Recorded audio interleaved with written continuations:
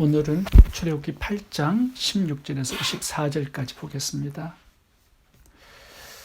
오늘 말씀은 애굽에 내린 재앙 중에 세 번째와 네 번째 재앙인 2와 8이 재앙입니다.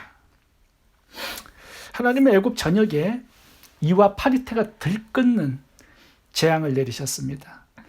왜 이 재앙을 내리셨는가?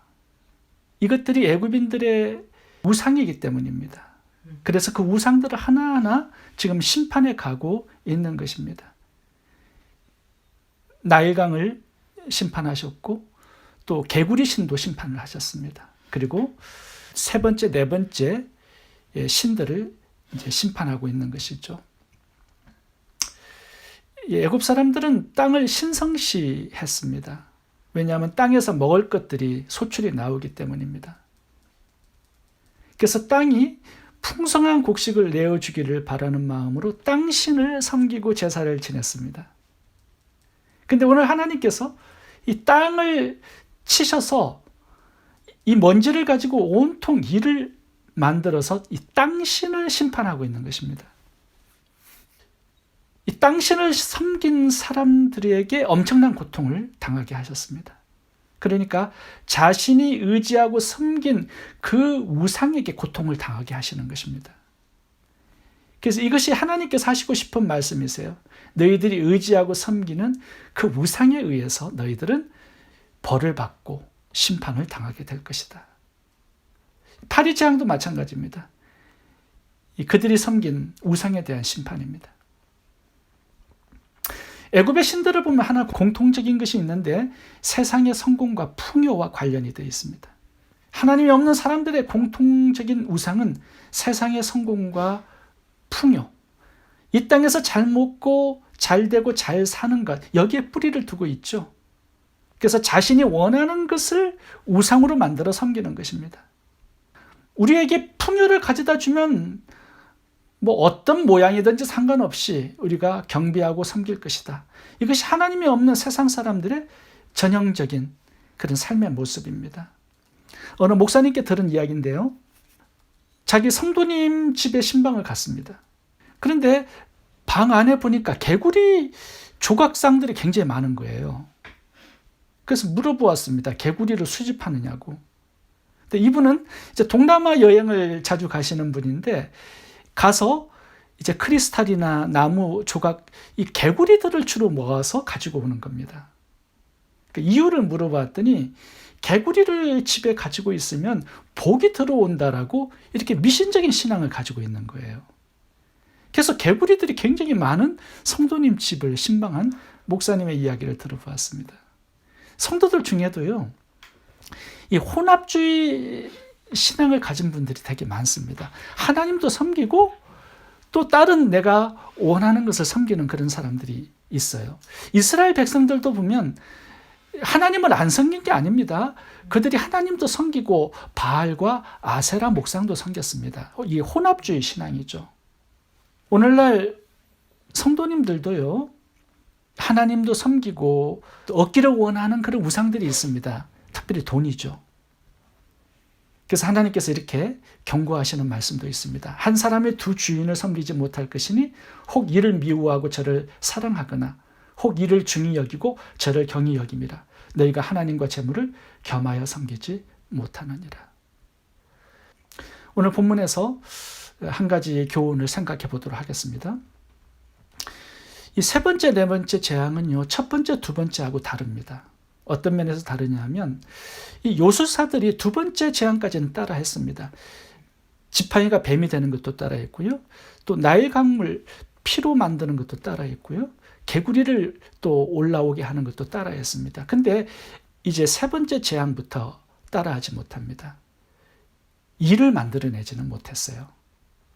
그래서 요술사들이 바로왕에게 우리는 이런 권능을 행할 능력이 없고 오직 하나님만이 이런 권능을 행하실 수 있는 분입니다. 이렇게 고백을 하는 것을 보게 됩니다. 18절, 19절에 그게 나오죠.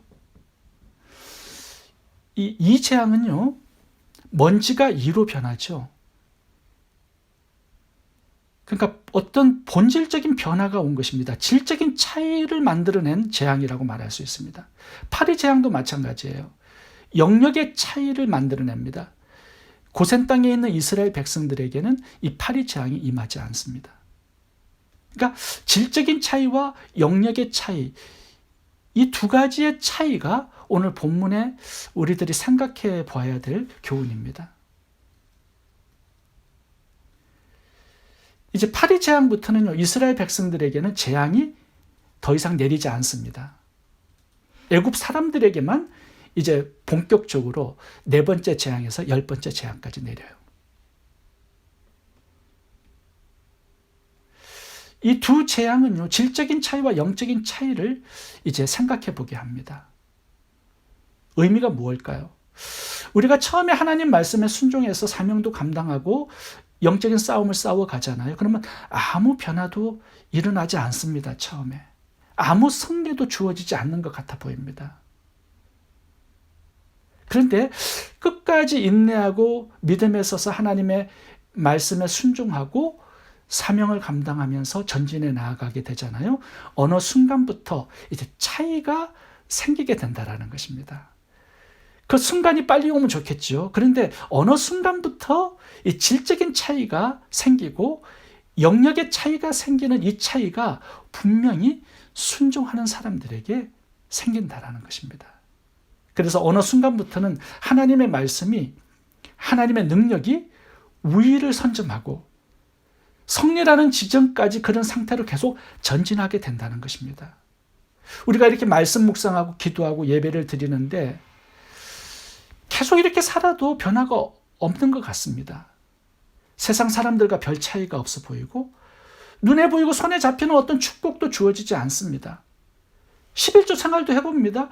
하늘문을 여시고 복을 쌓을 것이 없도록 붓겠다고 약속은 하시는데 현실은 여전히 차이가 생기지 않습니다. 어떤 변화도 오지 않습니다. 구제전도 선교의 명령에 순종하지만 여전히 삶에는 어떤 차이도 변화도 생기지 않습니다. 그래서 중단하고 옛 삶으로 돌아가는 사람들이 많이 있죠. 모세와 아론도 말씀 순종해서 사명을 감당했습니다. 그런데 요술사들도 똑같이 기적들을 일으키고 있어요. 바로도 항복하지 않고 끔찍하지 않고 어떤 변화도 찾아오지 않습니다. 그런데 이제 이 3번째, 4번째에서 이제 변화가 옵니다. 계속 순종해 나가다 보니까 요술사들이 더 할 수 없는 지점이 생겨요.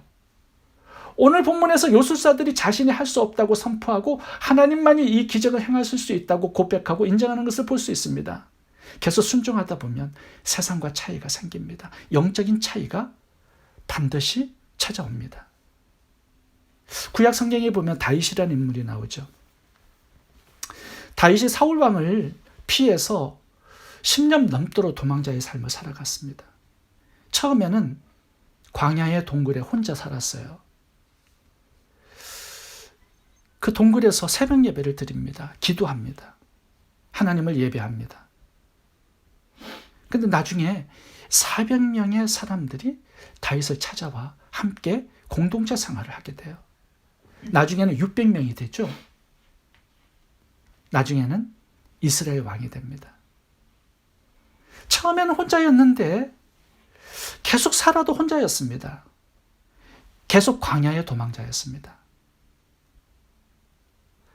아무리 하나님께 기도하고 하나님을 의지해서 예배하면서 신앙을 지키고 살아갔지만 아무 변화도 찾아오지 않았습니다. 그런데 끝까지 하나님을 의지하고 꿋꿋하게 인내하면서 전진하다 보니까 400명의 사람들을 얻게 되고 또 600명의 사람들을 얻게 되고 그것이 군대가 되고 다윗 편에 서는 사람들이 점점 많아져 가고 나중에는 이스라엘 왕까지 되는 모습을 보게 됩니다. 우리가 하나님의 말씀을 붙들고 아무리 힘들어도 인내하고 주님께 기도하면서 순종하고 자신을 지키고 견디다 보면 하나님의 능력이 점점 더 역사해서 어느 순간부터는 이제 우위를 점하게 됩니다. 완전히 승리하게 되는 지점까지 우리를 하나님께서 인도해 가시는 것을 보게 될 것입니다. 온 천지 만물의 주인이신 하나님이 우리와 함께 하시고요. 예수 그리스도의 십자가 보혈로 인한 완벽한 제사함이 우리의 것입니다. 하나님의 성령도 우리 안에 계십니다. 어떤 고난과 어떤 힘든 상황이 있을지라도 끝까지 인내하시고 모세와 아론처럼 끝까지 하나님의 말씀에 순종하고 사명을 감당하고 다윗처럼 고난이 올지라도 하나님만 바라보고 의지하면서 신앙의 그 길을 꿋꿋하게 걸어나가실 수 있기를 바랍니다. 어떤 차이가 생기고 질적으로 영적으로 변화가 찾아오는 그 순간이 반드시 나에게도 올 것입니다. 지금은 아무것도 변화가 없는 것 같지만 그래도 순종하고 그래도 하나님 의지하고 기도하고 나아가게 되면 그 속에서 하나님의 놀라우신 은혜와 역사가 함께하고 있는 것입니다. 그리고 때가 되면 하나님의 놀라운 기적과 역사가 내 삶에서도 뚜렷하게 나타나고 드러나고 하나님께서 확인시켜 주실 것입니다. 그때까지 말씀 붙들고 순종하며 인내하실 수 있기를 바랍니다. 재앙의 목적이 하나님을 알게 하시는 것이라고 분명히 말씀을 하고 있죠. 그런데 하나님을 아는 것이 한 번에 되지 않습니다. 단계적으로 되고요. 과정이 필요합니다. 그래서 하나님께서 지속적으로 10가지 재앙을 내리시는 것입니다. 그래야 하나님을 단계적으로 알고 경험하고 하나님을 믿는 사람들이 생겨날 수 있기 때문이죠. 이렇게 단계적으로 하나하나 계속해서 우상을 처리하시고 우리의 믿음을 단계적으로 자라고 성장하게 하시는 것입니다. 우리가 살아있는 인격체이기 때문에 이 인격은요, 계속해서 하나님과 교제하고 하나님과 계속해서 만나야지만 자라고 성장하게 되어 있습니다. 한 번 어떤 사건을 통해서 한 번에 인격이 변화될 수 없죠. 한 번에 하나님을 알아갈 수 없죠. 우리의 생각, 마음, 감정을 우리는 가지고 있기 때문에 하나님과 끊임없는 만남과 대화 속에서 성장하게 되는 것입니다. 그래서 하나님께서도 단번에 이 구원의 문제를 해결하지 않고 이렇게 단계적으로 하나님의 크신 권능으로 역사하시고 신실한 모습으로 기적을 베풀어 주시는 것을 재앙을 통해서 우리는 보게 되는 것입니다.